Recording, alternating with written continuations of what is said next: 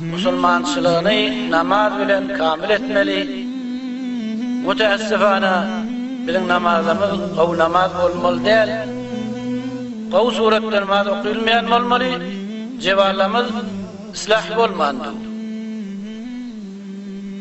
Bazı muğretler oluyor, cevallar çekmeliye. Çekmeyene hücrelerin kapısı açık, mescidin kapısı açık. Öyle yağdayımda oraya aydıp dur, sonra onlarına şu okuyan namazımız doğru değil. İnne salate tenâ anil fahşâi vel münker. Huday Teala'nın kefir. Allah'ın kefir.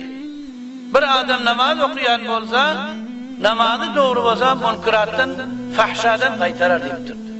Bizim camamız kaytarmıyor. Ertirine bir namazı duruyan adam yok. Mescidde 2 nefer bilen okuymalı. Onun dilleri de 1 metre uzun. Mescid kendine diye bazıları kurun ederler. Adam da kendine. Mescide gelirleyen illeti sen namazın doğru olacak. Vaktiki namazın doğru değil olanına sonra şu belalar, şu datlar geliyor. Şu datlar gelenine sonra da Huday Teala'nın afeti eyni o bir tesbih karılarına sonra hemen muhralar ayrı dökülüyordu. Belalar şu form yağar gitti. Hadislerde. Şimdi ekramda da şu an kurduğunu verecek. Arşa çıkanda, asmana varanda bir adam bilen bir heleyi gördüm. Ne kadar kellilerine vuruyordular. Onların mağılları eyni bir akyansı uyarak mağılları fıtırap akyadılar. Onu kod bir ağrık yarak. Yap yarak. Ağrık diye Türkmendir yap. Yakulunu aytyadılar. Ay böyle bir azal gele gördüm. Deyip şiir yazdılar şu adamlar. Ben ayttim ey Cebrail aleyhisselam. Men haulâi bunlar kimler bulur? Kal aytti.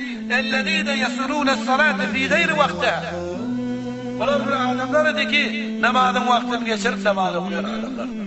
Yani ne kadar sınkati vaktini okuymadık adamın cezâri günahını âlekine şeydip aydı oldu.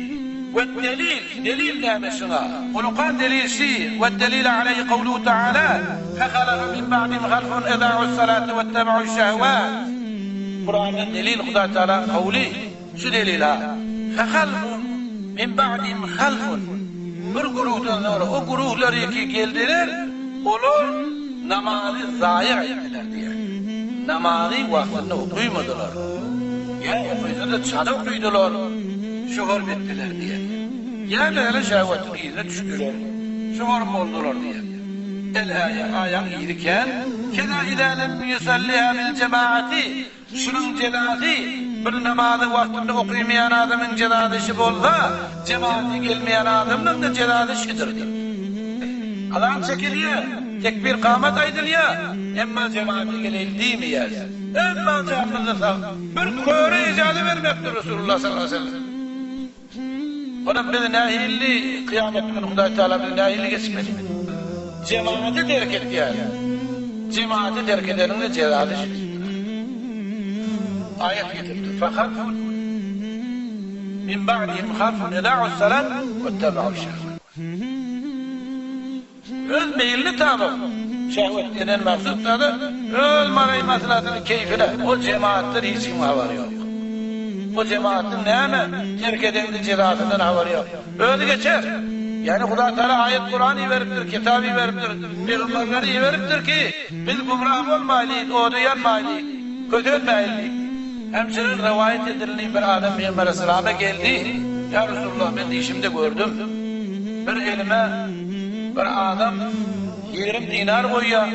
O bir elime de 4 dinar koyuyor. Yok 20 dinar elimdeki yanıp ötüşüyor. O 4 dinar da şidre olup kalıyor. Kadar iyi kalıyor şidre. Ne mi diye? Peygamber selam aydıptır şu adama. Peygamber selam aydı. Hel salleytel işâ bil cemaati. Ayet yaktığını cemaat bilen okuyudun mu? Kâl adam aydı billah. Okuymadım.